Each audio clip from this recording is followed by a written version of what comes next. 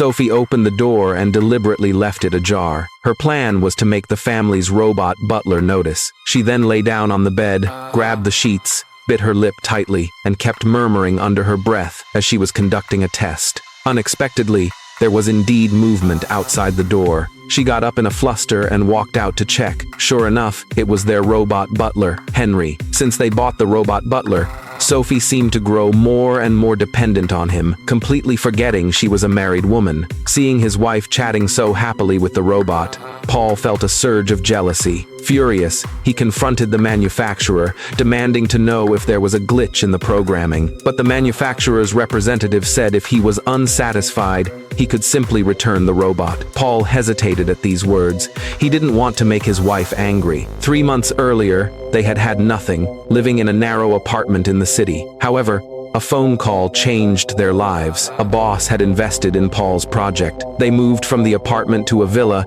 and even hired a housekeeper and a nanny. But Sophie couldn't adapt. Before long, she fired them both. Yet Paul's work kept him busier and busier, leaving him no time to handle household chores. The once loving couple thus drifted apart slightly. Taking a colleague's advice, Paul brought Sophie to a smart technology company the next day, as he wanted to choose a robot butler for her. A row of robots stood in front of the couple, so exquisitely made they looked just like real people. To test the robot butler's loyalty, the manager said a single sentence to Henry. Unexpectedly, Henry immediately knelt down in front of the couple and then began licking Paul's shoe soles. The couple were very satisfied with the robot's performance and brought Henry home. And Henry did not disappoint them. He started working early each morning, preparing breakfast and tidying the lawn. One day, as the robot was helping his mistress relax, she suddenly kissed him. Instead of pulling away, the mistress responded eagerly. Sophie suddenly woke up. It had all been a dream. Her husband asked what she had dreamed about, but Sophie was vague and said she'd forgotten.